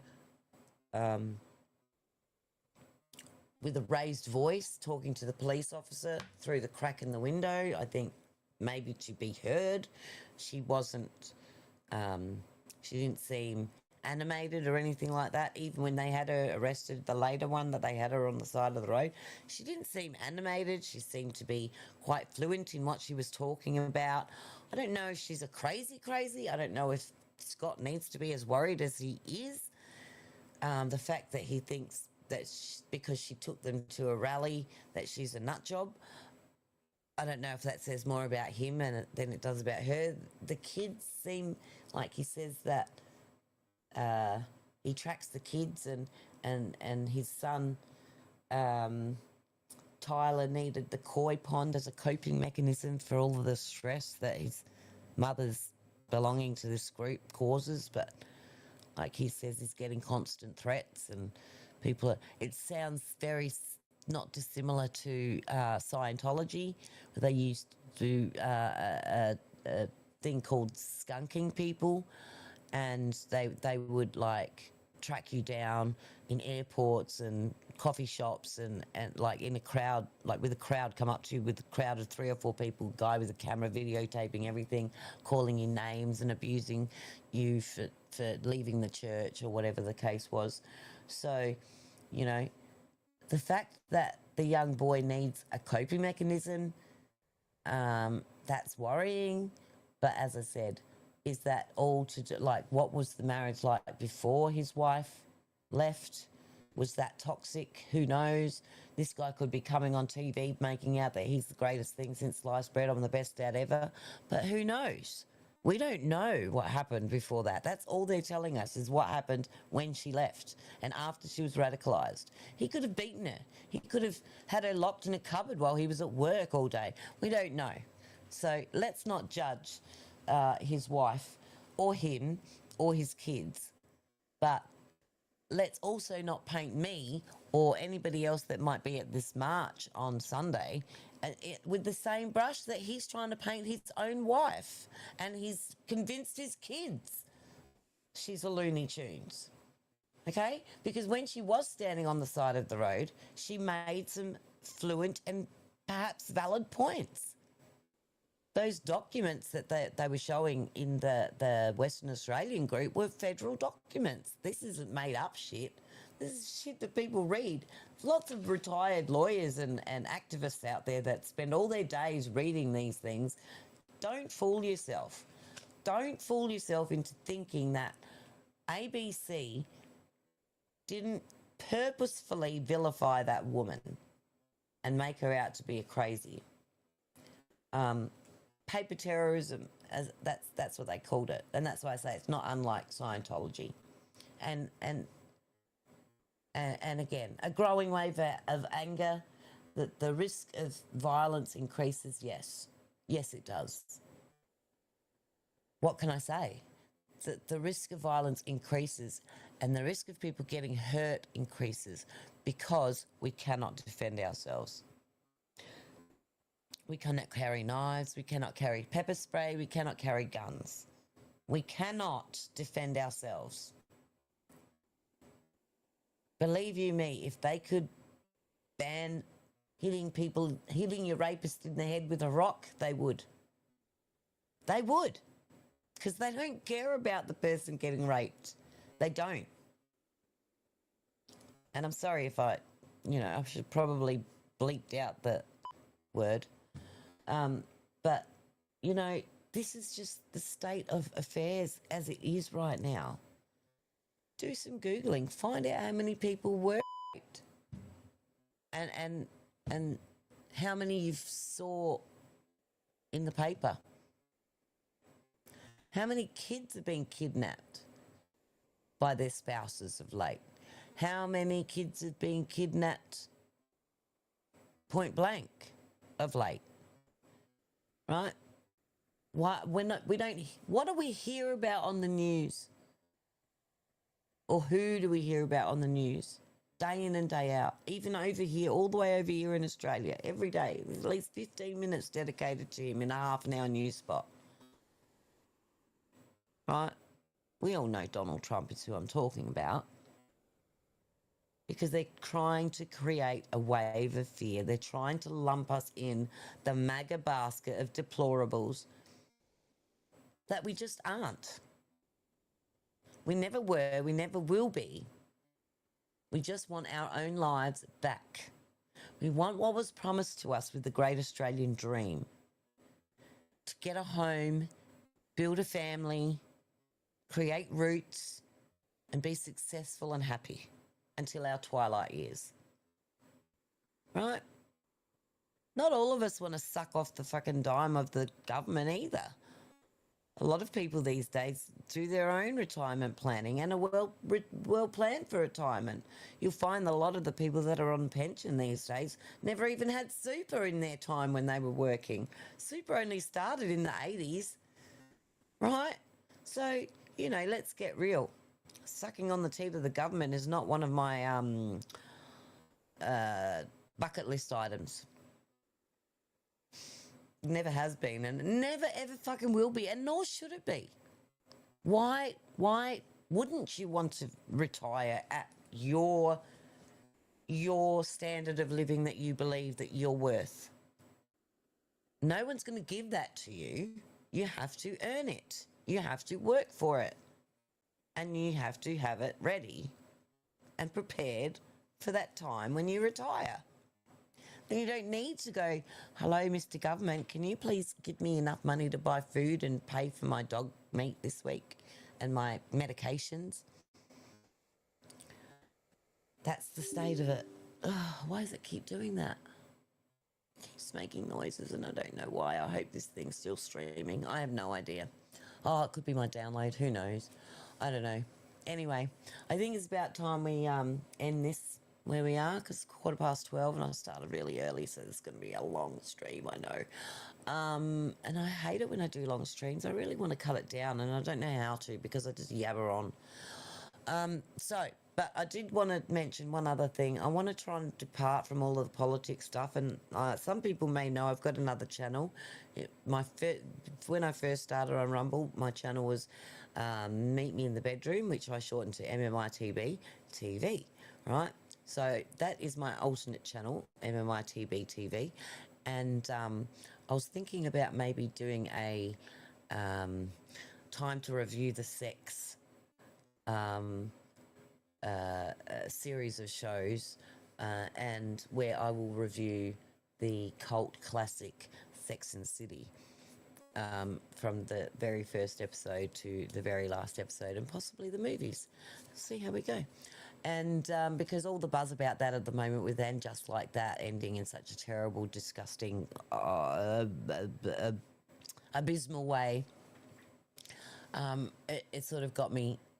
It sort of got me watching all sorts of old shows. Like I'm watching, re-watching Criminal Minds from the very beginning.